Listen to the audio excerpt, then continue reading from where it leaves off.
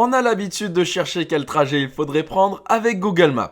Dès qu'on veut trouver où se situe un lieu, un bâtiment ou une adresse, on saute sur Google Maps et on écrit le nom. Avant, on utilisait des cartes, mais maintenant tout le monde préfère utiliser Google Maps. Mais cette application nous cache quelques secrets. Les petites voitures de Google qui filment en Street View peuvent parfois être témoins d'événements uniques et très étranges. Avant de poursuivre, je voulais vous remercier du fond du cœur d'avoir dépassé les 4000 abonnés. Vous êtes remarquables. Pour nous aider à progresser, vous pouvez lâcher un like, vous abonner et partager la vidéo à tous vos potes. N'oubliez pas que si vous activez la cloche et que vous me le dites en commentaire, j'irai adorer votre commentaire. Aussi, je fais des dédicaces en fin de vidéo, donc restez jusque là. Sans plus attendre, c'est Strawberry et c'est parti pour les 5 photos de Google Maps les plus étranges. Numéro 5. Il y a une sorte de tradition au Mexique, un peu une genre de blague que les jeunes ont commencé à faire il y a quelques années de cela. Comme on le sait, les Mexicains ont l'habitude de souvent se déguiser et de porter des costumes très excentriques. Eh bien, depuis que Google fait rouler ses voitures un peu partout au Mexique afin de pouvoir faire une street view des rues mexicaines, des jeunes mettent des masques et se déguisent. Ainsi, souvent lorsque vous vous essayerez la street view au Mexique,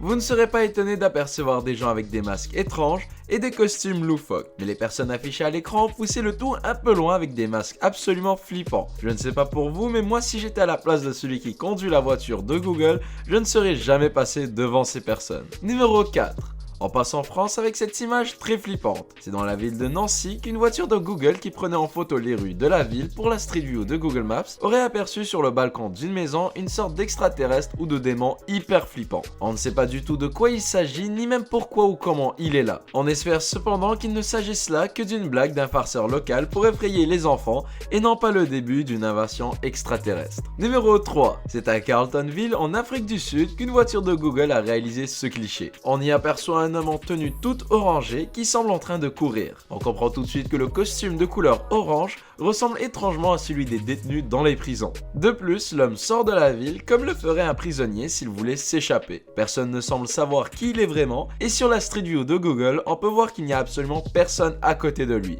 Mais heureusement pour lui, s'il s'agit véritablement d'un détenu évadé de prison, Google lui a flouté le visage. Et oui, Google ne balance pas aux flics. Numéro 2. Lorsque cette image d'un crash d'avion prise par un satellite de Google Earth est apparue, beaucoup de personnes ont commencé à se poser des questions. On voyait sur l'image les restes d'un avion qui venait de s'écraser. L'appareil est assez imposant et on comprend qu'il devrait alors y avoir beaucoup de victimes. Mais le fait est qu'aucun média américain local ou national n'en a parlé ni même fait allusion à cet accident et personne ne savait ce qui s'était réellement passé. Alors que s'est-il vraiment passé ? Heureusement, il n'y a pas eu de crash d'avion et personne n'a été blessé. Ce n'était rien de plus qu'une simulation de crash d'avion pour l'émission américaine Trauma qui parle des accidents d'avion. L'image prise par Google Earth a seulement été prise au bon endroit au bon moment. Numéro 1. Après avoir traîné plusieurs heures sur Google Earth, des personnes auraient aperçu un signe très étrange dessiné sur le sol au nord du Kazakhstan. Il s'agit là d'une étoile de David entourée d'un cercle. Peut-être que rien ne vous saute aux yeux, mais il s'agit là bel et bien du signe utilisé par les satanistes. Mais oui, les gens un peu fous furieux qui vénèrent le diable. Croyez-moi, en général, ce sont pas vraiment des gens avec qui vous voulez passer votre temps. Historiquement, des sectes et des civilisations anciennes ont déjà utilisé ce signe pour des pratiques religieuses ou des rituels assez étranges. D'autres personnes voient plutôt dans ce signe l'étoile utilisée par les soviétiques du temps de l'URSS. Il ne faut pas oublier qu'il n'y a pas si longtemps que ça, le Kazakhstan faisait partie de l'Union soviétique et c'est probable que des personnes auraient dessiné cette étoile pour démontrer leur appartenance au communisme. Mais l'étoile communiste n'est pas vraiment la même que celle que l'on voit. Celle présente sur l'image est plus proche de l'étoile sataniste